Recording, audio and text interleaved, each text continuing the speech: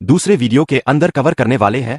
Michael, budget है तो budget से पहले रेलवे की शर्तों को देख लेते हैं कि कल इनमें क्या मोमेंट बनेगा। जैसा कि आज का फॉर्म है, कल का फॉर्म क्या सेम रहेगा या कल यहां पर कुछ बड़ा होता देखने को मिल सकता है, क्या व्यू देखने को मिलेगा। जैसा कि दोस्तों आपको बता दूं कि देखो अभी के टाइम बजट आने वाला कल बजट है 11 बजे से, तो 11 बजे के आसपास या तो स्टॉक हमें अपर में देखने को मिलेंगे या यहां पर गिरावट में देखने को मिलेगा। तो बजट से रेलवे को क्या उम्मीदें हैं, इस वीडियो में टोटल रेलवे के रेलवे सेक्टर के बारे में बात करूंगा। एंड मेन पॉइंट यहां पर टोटल फोकस रहेगा 3 शेयरों पर, आरवीएनएल, आईआरएफसी, इरकॉन के बारे में, क्योंकि इन तीनों शहरों ने हाल ही के अंदर अच्छा रिटर्न दिया। खासकर अगर देखा जाए तो आरवीएनएल आपके इरकॉन है, आईआरएफसी में रिटर्न इतना नहीं बना, तो रिजल्ट मानकर चलूं कि यहां पर गवर्नमेंट अगर बजट बेटर यहां पर देती है पिछले जो या अंतरिम बजट था उससे, तो क्या हो सकता है, क्या यह। तो हेलो दोस्तों, आप ये वीडियो देख रहे हैं तो मैं आपको बता दूं कि यह वीडियो ट्रेडिंग से रिलेटेड है। तो यह आप मेरी बातों को मैं मेरा अनुमान बताता हूं, अगर आप इनको यूज़ करते हैं तो इसमें मेरी कोई जिम्मेदारी नहीं होगी। पर आपका आईआरएफसी भी तेजी में जाएगा क्योंकि कल बजट है। आज आईआरएफसी में वोलेटिलिटी है, यह थोड़ा सा यहां पर खड़ा कर रहा है कि कल क्या हो सकता है। अब देखो अगर कल कुछ नेगेटिविटी आई आईआरएफसी के रिलेटेड तो 1-200 का लेवल ब्रेक कर सकता है। अब नेगेटिविटी कैसी की बोल दे कि हम यहां पर 4 दिन में फोर्स लेकर आ रहे हैं आईआरएफसी के इतने प्राइस पर, यह मतलब इतना करोड़ हम यहां पर फंड जनरेट करेंगे, तो डेफिनेटली आईआरएफसी भागेगा तो नहीं भागेगा। यहां पर आपको पता है कि लोग लॉन्ग टर्म की कोडिंग खरीदेंगे, बट जितनी तेजी आनी चाहिए थी यहां पर 15-16% की वह तेजी नहीं बन पाएगी, खासकर आईआरबी में रह रही यह बात। अब मैं बात करता हूं बजट के बारे में कि बजट से हमें क्या उम्मीदें, मार्केट को क्या उम्मीदें, कितना बजट मिल सकता रेलवे को अंतरिम बजट के अलावा। कि अंतरिम बजट में मानकर चलो 2.5 लाख करोड़ का बजट मिला, तो क्या इस क्वार्टर में बजट बढ़कर मिलेगा। एक्सपर्ट्स की राय क्या एक बार हम जानते हैं, उसके बाद हम इन शेयरों को विस्तार से एनालिसिस करेंगे, कल के इनके टारगेट भी देखेंगे। तो रेलवे की जैसा कि बता दूं मैं, कल के फोकस में रहने वाले ये शेयर, एक तो आपका आरवीएनएल, एक आपका आईआरएफसी, इरकॉन रहेगा, आईआरसीटीसी रहेगा, जुपिटर वैगन्स रहेगा। राइटर ने इन शेयर को लेकर कहा है कि कल डेफिनेटली इन शेयरों में बड़े जंप देखने को मिल सकते हैं, कि गवर्नमेंट से आशा है इस बार मार्केट को रेलवे सेक्टर को जो बजट 12 से 15% ज्यादा आवंटन हो सकता है पिछले अंतरिम बजट के अलावा। इस बजट के मुकाबले में 12 से 15 ज्यादा बजट, इतना परसेंटेज रेलवे को दिया जा सकता है। अब किन सेगमेंट में कितना बजट, तो देखिए यहां पर भारत जो नई ट्रेनें हैं, वंदे भारत ट्रेनों को लेकर जो संख्या है उसकी वर्दी को लेकर फंड आवंटन किया जाएगा। रोलिंग स्टॉक इन, यहां पर जो आपके ट्रैक निर्माण, रेलवे सुरक्षा को लेकर फंड दिया जाएगा। तो इन जो शेयर है इन पर हमें केंद्र ध्यान रखना चाहिए कि जो इनके रेट की उम्मीद है कि मौजूदा रेलवे नेटवर्क का विस्तार किया जाएगा, जिसमें सुरक्षा पर भी ध्यान दिया जाएगा। उसका मानना है कि मौजूदा परिदृश्य से सुरक्षा संबंधित पूंजीगत व्यय की यहां पर बहुत जरूरत है, क्योंकि बजट 2024 में इस पर कोई भी घोषणा नहीं कही गई थी। जो अंतरिम बजट आया था ना, उसमें घोषणा नहीं करेगी इससे इस बार। दोस्तों अगर बता दूं मैं तो देखिए, उन्होंने कहा कि पूंजीगत व निजी पूंजीगत व्यय में तेजी के लिए प्रमुख प्रवर्तक है। ग्रेट इक्विटी को उम्मीद है कि सरकार रेलवे और मेट्रो रेल जैसे प्रमुख बुनियादी ढांचा क्षेत्रों पर ध्यान केंद्रित करेगी, मतलब आगे इनमें विकास के लिए फंड आवंटन करेगी।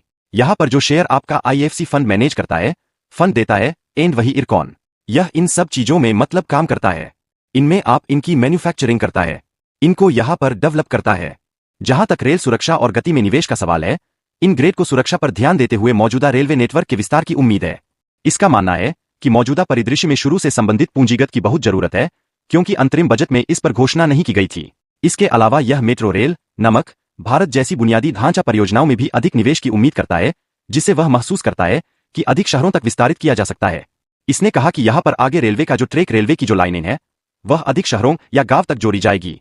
इसको लेकर बजट में बड़ी चीजें बताई जाएगी। अगर ऐसा कुछ होता है तो बजट से क्या उम्मीद कर सकते कि कितना अमाउंट बढ़ा कर दिया जाएगा। तो यहां से देखो भाई के रेटिंग का अनुमान है यह। उन्होंने कहा कि बजटीय आवंटन में 12 से 15% बजट बढ़ाकर इस बार 2.75 लाख करोड़ रुपए हो जाएगा। यह वंदे 12 ट्रेनों में 50 से 60 गुना की वृद्धि होगी। यहां पर रोलिंग स्टॉक ट्रैक निर्माण और रेलवे सुरक्षा में बड़े निवेश की उम्मीद करता है।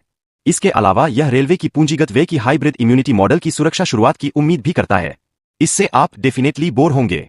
ये तो कुछ इंपॉर्टेंट टॉपिक है यहां पर जो आपको जानना जरूरी कि किन किन सेगमेंट में, रेलवे सेगमेंट में किन किन जो यहां पर चीजें हैं उनमें गवर्नमेंट फोकस कर सकती है। यहां से टोटल आपका आईआरएफसी पर इफेक्ट पड़ेगा। आईआरएफसी शॉर्ट टर्म में भी टाइम कंसोलिडेट कर ले, प्रॉब्लम नहीं है। बस बजट के बाद मानकर चलो फर्स्ट भी सक्सेसफुल ही होता है, तो क्या ऑफर्स के बाद भी इस लेवल पर दिखेगा। पिछले 6 मंथ्स में आप अगर आईआरएफसी का रिटर्न देखोगे तो कुछ ज्यादा नहीं है, तो अब IRFC में पैसा बनेगा तो वह उसके बाद RVNL में बन चुका है। लगभग इरकॉन में भी अच्छा रिटर्न बन चुका है। अभी इरकॉन में पोटेंशियल बाकी, तो यह बजट का अनुमान भी बजट तोतली कह रहा है।